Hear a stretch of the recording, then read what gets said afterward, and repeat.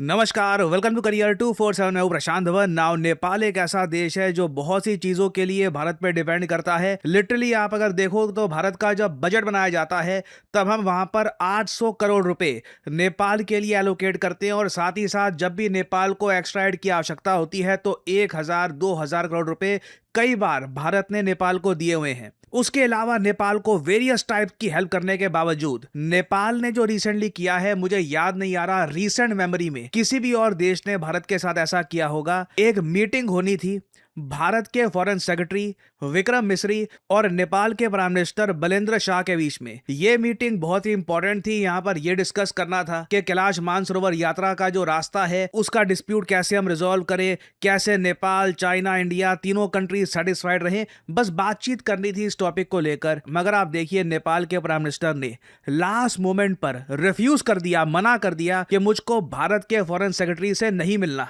यह बहुत बड़ी स्टेटमेंट है अपने आप में, और हमें एज ए कंट्री सोचना होगा कि चाहे देखो, अब हम लोग आज के समय खुद को सॉफ्ट स्टेट नहीं बुलाते। अब जैसे लोग कहते हैं कि भारत में माओइज्म वगैरह बहुत ज्यादा बढ़ गया था क्योंकि हम सॉफ्ट स्टेट थे, मगर अब सॉफ्ट स्टेट हम नहीं रहे। हम लोग इंटरनली ये बात मानते होंगे, मगर इंटरनेशनली जिस तरीके से नेपाल ने रिएक्ट किया है, और उसके अलावा भारत के आसपास के कई देश जैसे रिएक्ट करते हैं कभी कभी, उससे हमको सोचना होगा कि जो हमारा साइज है, जो हमारी मिलिट्री पावर है, जो हमारी इकोनॉमी है, उसके हिसाब से क्या हमको जेन्युइन रिस्पेक्ट मिल रही है या नहीं मिल रही। क्योंकि लिटरली भारत अपने आसपास के देशों को फाइनेंसिंग प्रोवाइड करता है, फंडिंग देता है, इनकी वेरियस तरीके से हेल्प करता है, बट फिर भी हमारे फॉरेन सेक्रेटरी से ऑल टुगेदर ये मीटिंग कैंसिल कर देना कि मुझे मिलना ही नहीं है उनके साथ, दिस इज क्वाइट सरप्राइजिंग। और अभी तो देखिए भारत के जो फॉरेन सेक्रेटरी हैं विक्रम मिश्री, इनकी मीटिंग भी पोस्टपोन हो चुकी है, और आप देखोगे इस पे बहुत सारे आर्टिकल्स पब्लिश हो रहे हैं आज के समय, जहां पे आप देख पाओगे ये लिखा हुआ है कि भारत के फॉरेन सेक्रेटरी विक्रम मिश्री। ना यहाँ पे आपको समझना होगा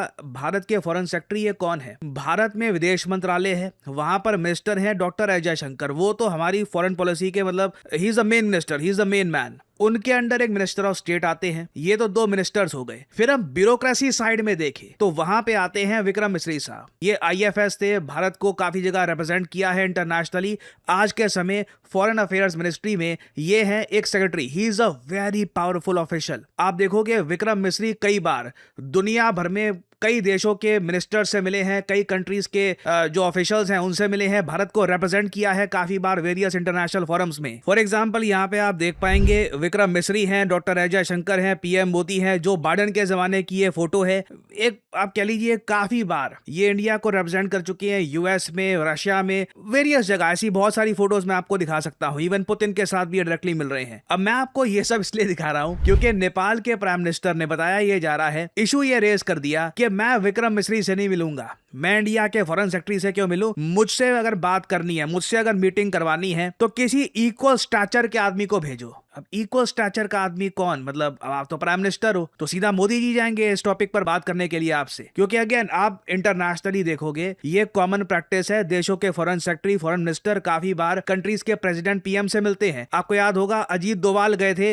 मॉस्को में, व्लादिमीर पुतिन से मिलकर आए थे। डॉक्टर एस जयशंकर जा चुके हैं व्लादिमीर पुतिन से मिलने के लिए। अब ये यहाँ पर नेपाल के प्राइम मिनिस्टर क्या पुतिन से भी बड़े हो गए हैं कि इनसे सीधा बातचीत करने के लिए इक्वल स्टैचर का कोई भेजो, सीधा प्राइम मिनिस्टर कोई भेजो। ये क्लियरली एक बात इंडिकेट कर रहा है कि नेपाल के जो करंट प्राइम मिनिस्टर हैं बलेंद्र शाह, ये इंडिया को लेकर बहुत ज्यादा प्रॉब्लम्स क्रिएट करने वाले हैं, और ये इनकी पॉलिटिक्स का मेन आप कह लीजिए स्ट्रॉन्ग पॉइंट रहने वाला है। रीजन बहुत ही सिंपल है। देखिए जो ईरान और यूएस के बीच में हुआ है उसकी वजह से ग्लोबली इकोनॉमीज में प्रॉब्लम आएगी, जो जीडीपी ग्रोथ रेट है वो हर्ट होंगी, ओवरऑल जिस स्पीड से लोग पॉवर्टी से बाहर आ रहे थे उसमें भी कमी आएगी, दुनिया भर की इकोनॉमी को उससे झटका लगेगा। ये झटका नेपाल में भी लगने वाला है। अब ये बलेंद्र शाह रिसेंटली बने हैं नए प्राइम मिनिस्टर, इनको पता है कि जिस तरीके से आए हैं, ये बेसिकली एक रैप स्टार है वहां पर, ठीक है, रैप म्यूजिक वगैरह बनाते थे और लोगों में काफी पॉपुलर हो गए, काफी यंग एज में ये नेपाल के प्राइम मिनिस्टर बन चुके हैं। इनको अच्छे से पता है कि जो मेन कोर प्रॉब्लम्स है नेपाल की, ये दूर नहीं कर पाएंगे। अनएम्प्लॉयमेंट है, इकोनॉमी आगे कुछ खास बढ़ नहीं रही, कोई खास इंडस्ट्री नहीं है वहां पर, ये सब प्रॉब्लम नहीं जाने वाली। तो लोगों का ध्यान ये कैसे भटकाएंगे, कहीं ना कहीं ये इंडिया को ना, कि इंडिया देखो मेन प्रॉब्लम इंडिया की है, ठीक है, ये इंडिया ने जो एरिया कब्जा रखा है नेपाल का इन लोगों के हिसाब से, वो वापस लेने का ये प्रयास करेंगे हर जगह, कहीं ना कहीं इंडिया को बीच में लाएंगे। इसके दो रीजन है। पहली बात तो भारत को ज्यादा रिएक्ट करता नहीं है। हमारी तरफ से नेपाल को यह एश्योरिटी मिल चुकी है कि ये कुछ भी कर ले, बजट जब आएगा इंडिया का वहां पे 800, 1000, 900 करोड़ रुपए जो भी है हर साल के, ये इनको मिलते रहेंगे। उसके अलावा नेपाल की करेंसी को जो सपोर्ट करता है भारत, वो लगातार सपोर्ट करता रहेगा। आरबीआई का सपोर्ट मिलता रहेगा नेपाल को, वो हमने कभी नहीं छेड़ा। वो नेपाल को कंप्लीट सपोर्ट भारत का मिलता रहेगा। उसके अलावा अगर मान लीजिए भगवान ना करे नेपाल में कोई कुदरती आपदा आ जाती है, भूकंप आ जाता है, तब भी भारत हेल्प करने को तैयार हो जाता है। तो उनको ये पता है कि ऐसी चीजें करके भी they can get away with it. और हमें यहाँ पर यही सोचना होगा कि कैन वी अलाउ दिस, क्या हम अलाउ कर सकते हैं कि कोई हमारे फॉरेन सेक्रेटरी से मिलना मना कर दे? एक ऐसा देश जिसको लिटरली हम लोग पैसा दे रहे हैं। और आप लोग एक बार को सोच कर देखिए, चाइना ने जब इकोनॉमिक डेवलपमेंट करी है, तरक्की करी है, तब से इनका एक नया वर्जन स्टार्ट हो गया है कि 3000 साल पहले या 2000 साल पहले ये धरती, या किसी भी देश की धरती को कह लेते हैं कि ये हमारे कंट्री को बिलोंग करती रही, चाइना के एम्पायर का पार्ट थी, तो ये हमारी होगी वगैरह। हमारा उल्टा केस है। हमारे केस में नेपाल में पॉलिटिक्स इस बात पे चल रही है कि कौन सा नेता इंडिया के कितने बड़े इलाके को नेपाल का पार्ट दिखाएगा। ये बिलेंद्र शाह जो पीएम आज के समय है नेपाल के, जब ये पीएम नहीं थे उस वक्त इनके ऑफिस में ना ग्रेटर नेपाल का ये मैप लगा होता था। इस ग्रेटर नेपाल के मैप में आप देखोगे यहाँ पे इन्होंने ये उत्तराखंड का बहुत सारा एरिया, इवन आगे की स्टेट्स का बहुत सारा एरिया, उत्तर प्रदेश का area, Bihar, west Bengal, even Sikkim, बहुत सारे इंडिया के एरिया को ग्रेटर नेपाल में दिखा रखा है। और अभी भी आप अगर देखें, मेन जो इशू रिसेंटली स्टार्ट हुआ है वो इसी मुद्दे पे हुआ है कि लीपू लेक पास का इस्तेमाल इंडिया के लोग चाइना में जाने के लिए नहीं कर सकते। ये जरा अगर मैं आपको समझाऊं, लीपू लेक पास जो है वो यहाँ पे है, ठीक है, इस जगह पर। और नेपाल ऑफिशियली, इनकी गवर्नमेंट क्लेम करती है कि ये सारा पार्ट जो है ये इन लोगों को बिलोंग करता है। और रिसेंटली नेपाल ने कैलाश मानसरोवर यात्रा को लेकर जो भी प्लान्स थे भारत, इंडिया, नेपाल के, ये सब कैंसिल कर दिए, ये बोलकर कि देखो लीपू लेक पास को लेकर अभी तो डिस्प्यूट चल रहा है। इंडिया ने सिंपली इसके रिस्पॉन्स में ये कहा कि we are ready to talk with Nepal. Nepal के साथ हमारे ब्रदरली रिलेशंस हैं। कई नेपाली नागरिकों ने भारतीय सेना में सर्व किया है, आज भी सर्व कर रहे हैं। अगेन, जैसे कहते हैं इंडिया नेपाल रिलेशन के बारे में कि रोटी बेटी का रिश्ता है, बहुत पुराने टाइज है, ऑलमोस्ट सेम कल्चर है, सेम खाना पीना खाते हैं। और कैलाश मानसरोवर यात्रा तो आप अगर देखें तो 1954 से होती आ रही है। अब अचानक से कैलाश मानसरोवर यात्रा पर आपत्ति जता देना, ये बोलना कि नहीं यहाँ पे तो लीपू लेक पास इन्वॉल्व है, डिस्प्यूटेड एरिया है, दिस क्लियरली शोज के अभी जो नए पीएम बने हैं नेपाल के, ये इंडिया के लिए प्रॉब्लम्स क्रिएट करने वाले हैं। और कहीं ना कहीं मेरे हिसाब से ये प्रॉब्लम एक नेपाल स्पेसिफिक प्रॉब्लम नहीं है, प्रॉब्लम कहीं ना कहीं भारत की असर्टिवनेस पे है। आप सोच कर देखिए, बांग्लादेश जो पानी को लेकर कंप्लीटली डिपेंडेंट है ऑन इंडिया, इंडिया और रशिया मिलकर यहाँ पर न्यूक्लियर पावर प्लांट बिल्ड करते हैं, हम वेरियस तरीके से बांग्लादेश की हेल्प करते हैं। तब भी मोहम्मद यूनुस के टाइम में क्या क्या बांग्लादेश से सुनने को मिला हमको, यहाँ तक कि हमारी जो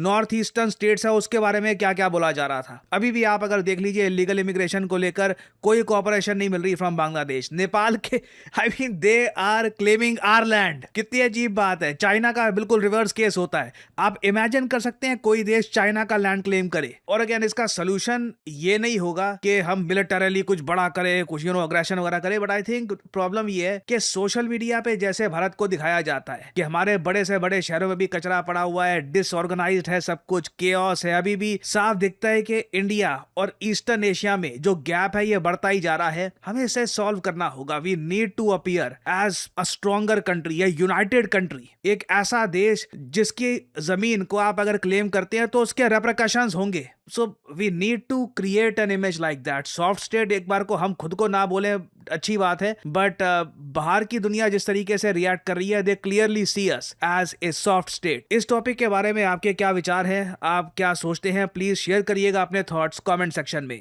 बहुत अच्छा लगता है देखकर काफी बार के लिंक्डइन पर और बहुत सारे और सोशल मीडिया प्लेटफॉर्म्स पर लोग प्राउडली लिखते हैं कि करियर 247 के डेटा एनालिस्ट प्रोग्राम की वजह से आज के समय ये लोग जॉब प्लेसमेंट हासिल कर चुके हैं। पिछले 2-3 महीने में बहुत से लोग हैं, more than 100 people have started their career, have started their first job thanks to career 247। और इसका रीजन बहुत ही सिंपल है। करियर 247 आपको देता है ऐसे प्रोग्राम्स जो आपको जॉब मार्केट के लिए तैयार कर देते हैं। आज के समय अगर आप सोच रहे हैं कि सिंपल ग्रेजुएशन करके आप जाएंगे जॉब मिल जाएगी, it is not possible. You have to upskill yourself. और अपस्किलिंग के लिए करियर 247 ऑफर करता है आपको ये सभी courses, data analyst, data science, business analyst, और इन सभी कोर्सेज में हम जनरेटिव एआई के कंपोनेंट को ऐड करते हैं ताकि आप जनरेटिव एआई को अपनी जॉब में कैसे यूज करना है इसे प्रॉपरली सीख पाए। और अगर हम बात करें सर्टिफिकेशन की, तो हमारे डेटा साइंस और डेटा एनालिटिक्स के जो प्रोग्राम्स हैं ये दोनों आपको IBM, जी हाँ, मल्टीनेशनल ग्लोबल ब्रांड IBM, इसके सर्टिफिकेशन के साथ मिलते हैं। आपको मिलते हैं IBM के 3 सर्टिफिकेट्स, फिर आपको NASSCOM का सर्टिफिकेट करियर 247 की तरफ से सर्टिफिकेशन आपको मिलता है। This all helps your resume. और हम लोग अपने प्रोग्राम में सिर्फ ऐसा नहीं है कि आपको डेटा साइंस, डेटा एनालिस्ट की नॉलेज देते हैं, हमारा प्रयास होता है कि आपको एंड गोल तक, एक जॉब तक भी पहुंचाएं। और इसलिए हमारे प्रोग्राम में हमने एक एलिमेंट ये भी ऐड किया है कि आप अगर प्रॉपरली कोर्स को फॉलो करते हैं, आपकी अटेंडेंस कंप्लीट है, आप अच्छा परफॉर्म कर रहे हैं इन कोर्स, हम अपनी तरफ से पूर्ण प्रयास करेंगे कि आपको एटलीस्ट 3 इंटरव्यूज वेरियस कंपनीज में मिले और उसका रिजल्ट आप सबके सामने है। आज के समय लिंक्डइन पर कई लोग हैं जो अपनी पहली नौकरी प्राप्त कर चुके हैं and it was through career 247। सो अगर आप इंटरेस्टेड हैं हमारे कोर्सेज में और जानना चाहते हैं, सिंपली वीडियो के कमेंट सेक्शन में जाइए, वहां पे आपको लिंक मिल जाएगा, लिंक पर करिए क्लिक, फिर आपके सामने खुल जाएगा ये वेब पेज। यहाँ पे अपना नाम, ईमेल आईडी, नंबर और डिस्काउंट कोड यहाँ पर डालिए PD10, अप्लाई कर दीजिए। करियर 247 के कंसल्टेंट्स आपको कॉल करेंगे, आप उनसे और सवाल पूछ सकते हैं and you can start your journey and finally build your career. Good luck to you all. और इसी नोट के साथ ये है वीडियो का अंत। Thank you for listening and as I always say, may the gods watch over you.